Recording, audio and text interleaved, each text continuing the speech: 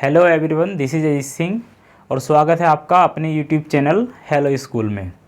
आज ही हमारा third lecture, इसको हम आज रिकॉर्ड कर रहे हैं। इससे पहले हम 2 लेक्चर अच्छे से कवर कर चुके थे, जिसमें हमने पढ़ा था चार्ज के बारे में, charging by induction, Coulomb's law और कूलम्ब्स लॉ को वेक्टर फॉर्म में एक्सप्रेस करना और प्रिंसिपल ऑफ सुपरपोजिशन, और उस पर कुछ न्यूमेरिकल हमने पढ़े थे। तो आज के क्लास में जो हमारे टॉपिक्स रहेंगे वो रहेगा electric field, electric field intensity, electric field intensity due to a point charge, और फाइनल टॉपिक रहेगा हमारा इलेक्ट्रिक फील्ड लाइंस। तो आइए लेक्चर को शुरू करते हैं। लेक्चर को शुरू करने से पहले यदि आपने हमारे यूट्यूब चैनल को सब्सक्राइब नहीं किया है तो प्लीज़ सब्सक्राइब कर लीजिए और साथ ही साथ बेल आइकन को भी प्रेस कर दीजिए, जिससे कि आने वाली वीडियो की नोटिफिकेशन आपको समय से मिलती रहे। तो चलें स्टार्ट करते हैं टॉपिक को। तो पहले जो हमारा टॉपिक है वो है इलेक्ट्रिक फील्ड। इलेक्ट्रिक फील्ड क्या होगा? तो इलेक्ट्रिक फील्ड को समझने से पहले, इलेक्ट्रिक फील्ड को समझने के लिए हमें क्या मानना है कि यहाँ एक चार्ज है और चार्ज को हमें मान लेना है भाई। जैसे कि शहरों में, स्ट्रीट में, गलियों में जैसे कि दादा होते हैं, कुछ दादा टाइप, तो ये भाई है एक। अब जब ये भाई है तो अपनी पावर के लिए अपना एक इलाका क्रिएट करेगा। तो मान लिया हमने इसने एक अपना इलाका क्रिएट कर लिया। अब एक दूसरा भाई है, उसको हमने कह दिया ये क्यू डैश है, क्यू नोट, इसको हमने बोल दिया क्या है, क्यू नोट। ये दूसरा भाई है। अब जैसे ये कोई भाई या फिर दूसरी स्टेट का भाई जैसे ही इसके इलाके में एंटर करेगा तो इसको मार पड़ने वाली है। मीन्स ये इसमें एंटर कर गया तो इस पर 101% मार पड़ेगी। मार पड़ेगी इन द सेंस इस पर एक बल लगेगा। बल मतलब फोर्स लगेगा। क्या लगेगा? फोर्स। तो बस इसी को ध्यान रखना है क्या, कि जब भी किसी चार्ज के अराउंड का कोई स्पेस है और उस स्पेस में कोई अदर चार्ज जैसे ही एंटर करेगा तो उस पर एक फोर्स लगना स्टार्ट हो जाएगा। या ऐसे कह सकते हैं कि अदर चार्ज एक फोर्स का एक्सपीरियंस करेगा। अब ये फोर्स रिपल्सिव भी हो सकता है और अट्रैक्टिव भी हो सकता है। इसी स्पेस को हम बोलेंगे electric field. The space around a charge, the space around a charge in which another charge experience a force of attraction or repulsion, the space is called electric field। Okay, ठीक। उसके बाद हम बात करते हैं, ये हो गया। उसके बाद हम बात करते हैं इलेक्ट्रिक फील्ड इंटेंसिटी की। इंटेंसिटी क्या होगी? तो अभी देखो, आपने अच्छे से पढ़ा कि जैसे ही कोई अनदर चार्ज इस स्पेस में एंटर करेगा तो इस पर एक फोर्स एक्सपीरियंस होगा या फिर ये फोर्स का एक्सपीरियंस करेगा। ठीक, तो ये क्या हो जाएगा? इंटेंसिटी की बात करें तो इंटेंसिटी ऑफ इलेक्ट्रिक फील्ड, तो इस चार्ज पर जितना फोर्स लगेगा उसी को हम बोलेंगे कि इंटेंसिटी ऑफ इलेक्ट्रिक फील्ड। तो मींस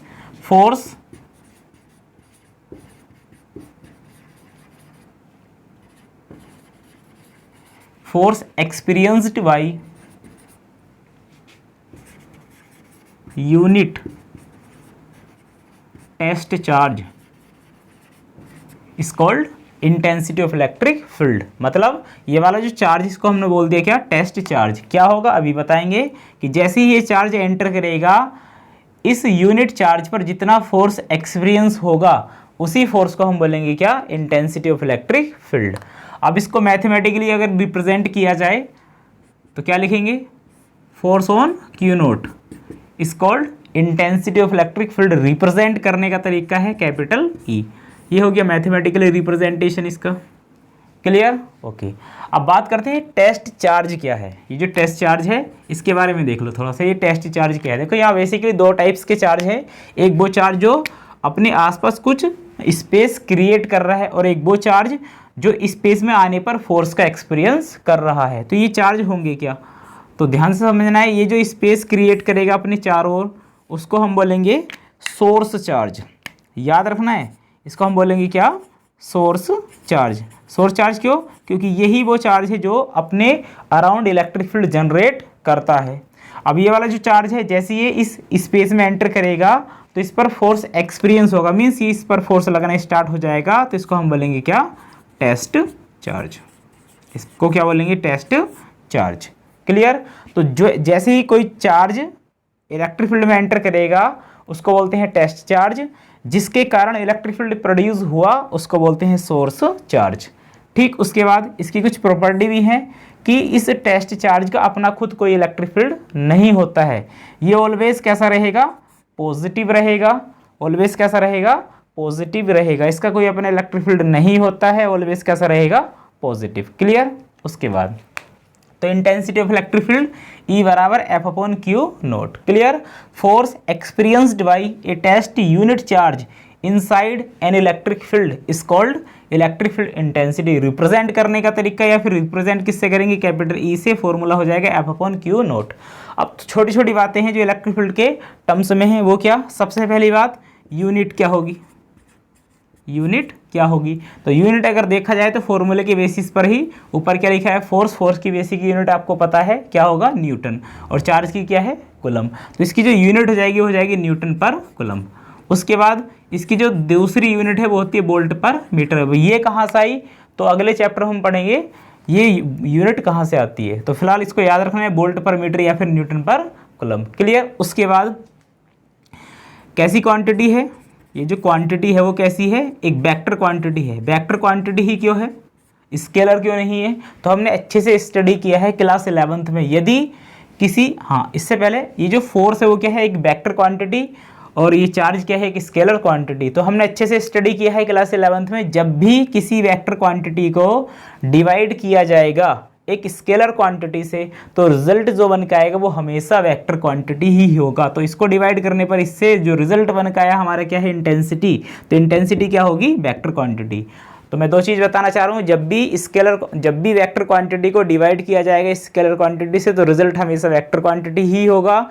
दूसरी बात, जब भी वेक्टर क्वांटिटी को मल्टीप्लाई किया जाएगा स्केलर क्वांटिटी से, तब भी रिजल्ट क्या होगा, वेक्टर क्वांटिटी ही होगा। उसके बाद अगर हम बात करें इसके डायमेंशनल फॉर्मूले की, तो क्या हो जाएगा डायमेंशनल फॉर्मूला, देखो एफ का डायमेंशनल फॉर्मूला क्या होता है, एम एल टी इनवर्स 2, ये आपने अच्छे से डील किया है क्लास 11th में। और चार्ज का क्या होता है, ए टी, चार्ज का क्या होता है, ए टी। तो इसको सेपरेट करेंगे तो एम एल टी की पावर -2 है, ऊपर जाएगा -1 तो -3 और ए इनवर्स 1। तो इसका जो डायमेंशनल फॉर्मूला हो जाएगा वो जाएगा M L T inverse 3 A inverse 1।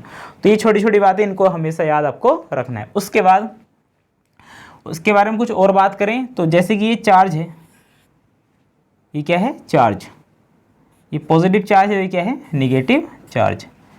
अब यहाँ जो इलेक्ट्रिक फील्ड जनरेट होगा या फिर क्रिएट होगा इस चार्ज के थ्रू, वो हमेशा कैसा होगा, आउटवर्ड डायरेक्शन में। मीन्स यहाँ जो डायरेक्शन होगी इलेक्ट्रिक फील्ड की वो क्या होगी, आउटवर्ड डायरेक्शन होगी, क्या आउटवर्ड हो जाएगा। उसके बाद यहाँ जो नेगेटिव चार्ज है, यहाँ जो इलेक्ट्रिक फील्ड जनरेट होगा इसकी जो डायरेक्शन होगी वो क्या होगी, ऑलवेज इनवर्ड होगी। मतलब नेगेटिव चार्ज से इस टाइप का इलेक्ट्रिक फील्ड क्रिएट होगा और पॉजिटिव चार्ज से इस टाइप का इलेक्ट्रिक फील्ड क्रिएट हो जाएगा। उसके बाद अब ये वेक्टर क्वांटिटी है तो इसको हम डायरेक्शन या फिर वेक्टर फॉर्म में लिख सकते हैं। उसके बाद इसकी डायरेक्शन क्या होगी, तो इसकी जो डायरेक्शन होगी इन द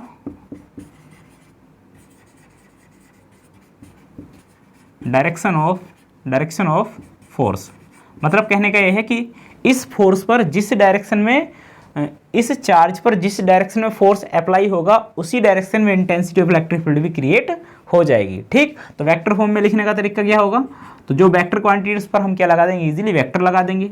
तो vector E equal vector F upon q note. Q क्या है कि स्केलर क्वांटिटी, तो हम इस पर वेक्टर नहीं लगाएंगे, यूनिट क्या रहेगी, न्यूटन पर कूलम। आई होप कि आपको ये टॉपिक अच्छे से समझ में आया होगा। तो बढ़ते हैं अपने नेक्स्ट टॉपिक की ओर, जो हमारा क्या है, ये हो गया है due to a point charge, means electric field intensity due to a point charge.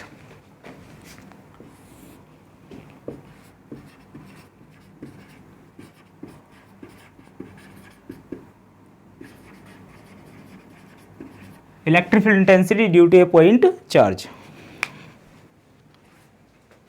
Okay, clear है, दिखाई दे रहा है। ठीक, तो मान लो यहाँ एक पॉइंट चार्ज रखा हुआ है प्लस क्यू पॉइंट ओ पर। अब इससे आर डिस्टेंस पर कोई पॉइंट है पी, जहाँ तुम्हें क्या फाइंड आउट करना है, इंटेंसिटी ऑफ इलेक्ट्रिक फील्ड।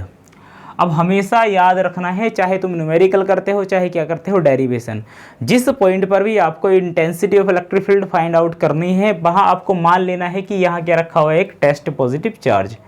क्या रखा हुआ है, टेस्ट पॉजिटिव चार्ज। तो हमने मान लिया कि यहाँ क्या रखा है, test positive charge Q nought रखा है।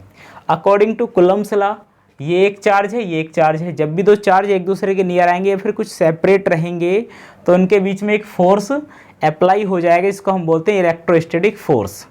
तो the electrostatic force between two charges Q and Q not is what, is given by K is the Coulomb's constant, Q not over R square, Q1 Q2 upon R square, Q1 is what Q and Q2 is what Q not. उसके बाद अब क्या निकालना है, intensity of electric field. तो intensity of electric field का formula हमने अच्छे से डील किया है, अभी क्या होता है E F over Q nought. तो F ओवर Q नॉट, अब F की वैल्यू यहाँ रखेंगे K Q nought upon R square, और अपॉन में क्या लिखा है ये वाला Q नॉट। Q नॉट से Q नॉट कैंसिल हो जाएगा, ये बचेगा K Q upon R square. ये क्या हो जाएगा, intensity of electric field due to a point charge. अगर तुम इसको एक्सप्रेस करना चाहोगे और तो क्या हो जाएगा, E K is what 1/4πε0 Q over R square. अब चूंकि एक वेक्टर क्वांटिटी तो इसको हम वेक्टर फॉर्म में भी एक्सप्रेस कर सकते हैं। तो इसको क्या लिखेंगे, वेक्टर E 1/4πε0 Q/R स्क्वायर। और इसको डायरेक्शन को शो करने की क्या लिखेंगे, एक यूनिट वेक्टर, या सॉरी हाँ unit vector in the direction of electric field, ये हो जाएगा इसकी वेक्टर फॉर्म, न्यूटन पर कूलम। क्लियर। उसके बाद हम बात करते हैं अपने next topic electric field lines की। तो इतना आप इसको स्क्रीनशॉट लीजिए, फिर हम बात करते हैं अपने नेक्स्ट टॉपिक की।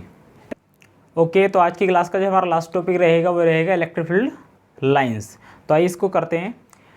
तो आपने अभी अच्छे से पढ़ा है कि जो पॉजिटिव चार्ज रहेगा उससे जो इलेक्ट्रिक फील्ड जनरेट होगा वो आउटवर्ड डायरेक्शन रहेगा, और नेगेटिव जो रहेगा वो क्या रहेगा, इनवर्ड डायरेक्शन। जैसे कि ये हमारे पास एक पॉजिटिव चार्ज है और ये क्या है, एक नेगेटिव चार्ज। तो इससे आउटवर्ड रहेगा और इसमें क्या रहेगा, इनवर्ड। ठीक, अब ये जो आपको एक स्ट्रेट लाइन दिखाई दे रही है, मैंने इसके स्थान पर क्या किया है, एक कर्व लाइन ड्रा कर दी ऐसे, ये हो गया। इसमें भी क्या होगा, आउटवर्ड और ये इनवर्ड, आउटवर्ड और इनवर्ड। अब मैं क्या करता हूँ, इस कर्व पर एक टेंजेंट ड्रा करता हूँ, ये मैंने टेंजेंट ड्रा कर दिया। अब ये जो टेंजेंट होगा, जिस पॉइंट पर टेंजेंट ड्रा हुआ है उस पॉइंट पर ये टेंजेंट इलेक्ट्रिक फील्ड की डायरेक्शन को शो करेगा। तो बेसिकली इलेक्ट्रिक फील्ड लाइंस है क्या, मैंने यहाँ एक प्रॉपर डेफिनेशन लिख के रखी है, कर्व ड्रा इन सच ए वे, मतलब इलेक्ट्रिक फील्ड में कर्व ड्रा किया गया इस प्रकार कि उस कर्व पर टेंजेंट किसी भी पॉइंट पर at any point shows the direction of electric field. मतलब किसी भी इलेक्ट्रिक फील्ड में जैसे ही कर्व हम ड्रा करेंगे और उस पर एक टेंजेंट ड्रा कर देंगे तो वो जो टेंजेंट होगा उस पॉइंट पर इलेक्ट्रिक फील्ड की डायरेक्शन को शो करेगा। यही क्या है, इलेक्ट्रिक फील्ड लाइंस। ओके, ठीक। अभी मैंने कुछ इलेक्ट्रिक फील्ड की प्रॉपर्टीज लिख के रखी हैं। क्या, देखो सबसे पहले क्या है, स्टार्ट्स, इलेक्ट्रिक फील्ड लाइंस की बात करते हैं। Starts from positive charge and ends with negative charge, मतलब हमेशा ये पॉजिटिव चार्ज से निकलेंगी या फिर स्टार्ट होंगी और नेगेटिव चार्ज में जाके क्या हो जाएंगी, एंटर कर जाएंगी या फिर एंड हो जाएंगी। उसके बाद टेंजेंट, मैंने डेफिनेशन से उठाया है कि tangent shows the direction of electric field, मतलब टेंजेंट जो होगा किसी कर्व लाइन पर वो इलेक्ट्रिक फील्ड की डायरेक्शन को शो करेगा। Never intersect to each other या फिर नेवर इंटरसेक्ट ईच अदर, ये बहुत ही मोस्ट इंपॉर्टेंट पॉइंट है। अब इंटरसेक्ट करने का मतलब जैसे कि ये दो फील्ड लाइंस होगी मेरे पास, एक ये होगी और एक क्या होगी, ये कभी भी एक दूसरे को इंटरसेक्ट ऐसे नहीं करेंगी। अब कारण क्या है इस चीज़ का कि ये नहीं करें इंटरसेक्ट। अब मान लिया कि ये जो इंटरसेक्ट करती हैं, जैसे कि ये एक फील्ड लाइंस हो गई और ये दूसरी फील्ड लाइंस होगी। अब यहाँ तुमको दिखाई दे रहा होगा ये वाला पॉइंट, इंटरसेक्शन पॉइंट, इसको हमने कह दिया IP। अब इंटरसेक्शन पॉइंट पर एक इंटेंसिटी ये हो जाएगी और एक इंटेंसिटी ये हो जाएगी। किसी भी एक पॉइंट पर या इंटरसेक्शन पॉइंट पर इंटेंसिटी की दो डायरेक्शन शो नहीं हो सकती है, इम्पॉसिबल है। तो यही कारण है कि दो फील्ड लाइंस एक दूसरे को इंटरसेक्ट नहीं करती हैं। ठीक, उसके बाद नेवर फॉर्म ए क्लोज लूप, मतलब ये कभी भी क्लोज लूप नहीं बनाती। आपने अभी सीधे सीधे पढ़ा है कि पॉजिटिव से निकलेंगी, starts from positive ends from negative, या फिर नेगेटिव में क्या हो जाएंगी जाकर एंड्स, मतलब जहाँ से निकली वहीं एंटर नहीं होती हैं। अब जहाँ से निकलेंगी वहीं एंटर होंगी तो क्लोज लूप बनाएंगी, अदरवाइज ये ओपन लूप बनाएंगी। तो इलेक्ट्रिक फील्ड लाइंस हमेशा ओपन लूप का निर्माण या फिर क्रिएट करती हैं।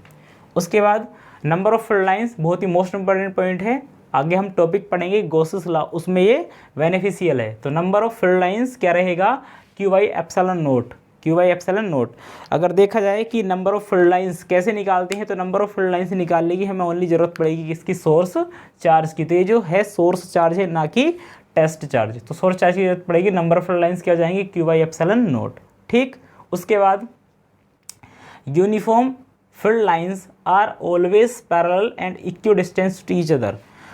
अगर यूनिफॉर्म इलेक्ट्रिक फील्ड है तो उसमें जो फील्ड लाइंस होंगी वो एक दूसरे की क्या रहेंगी, बिल्कुल पैरेलल रहेंगी। मतलब उनके जो बीच की डिस्टेंस है वो हमेशा क्या रहेगी, इक्वल रहेगी। क्या रहेगी, इक्वल रहेगी। और जहाँ यूनिफॉर्म नहीं रहेगा, मीन्स नॉन यूनिफॉर्म रहेगा, वहाँ फील्ड लाइंस एक दूसरे के पैरेलल नहीं रहेंगी। ऐसे हो सकती हैं, ऐसे हो सकती हैं। मतलब उनके बीच की जो डिस्टेंस है वो कम होती रहेगी और बढ़ती रहेगी। उसके बाद कुछ एग्जाम में ये भी आता है क्वेश्चन कि इलेक्ट्रिक फील्ड लाइंस को ड्रा करके दिखाइए।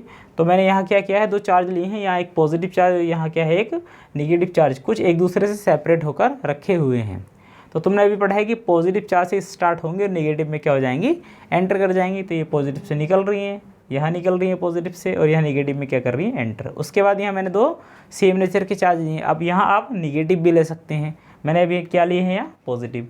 तो पॉजिटिव से हमेशा निकलेंगी ही, ये निकलती हैं। अब ये इधर नहीं आएंगी, क्यों नहीं आएंगी, क्योंकि ये हमेशा पॉजिटिव से आउटवर्ड रहेंगी। अब ये मत कहना कि इधर को भी तो आउटवर्ड होगा, हाँ इधर को आउटवर्ड होगा, बट ये सेम नेचर के चार्ज तो ये एक दूसरे को क्या करेंगे, रिपेल। तो ये वाली जो फील्ड लाइन है ये इनके अंदर ही रह जाएगी। ठीक, उसके बाद अगर यहाँ निगेटिव की बात करें तो निगेटिव में क्या होगा, ये जो एरो के साइन बाहर को लगे हैं ये क्या हो जाएंगे, अंदर को हो जाएंगे। ठीक ठीक, आई होप कि आपको ये लेक्चर अच्छा लगा होगा। अगर आपको ये वीडियो पसंद आई तो लाइक करना, शेयर करना और चैनल को सब्सक्राइब करना ना भूलें।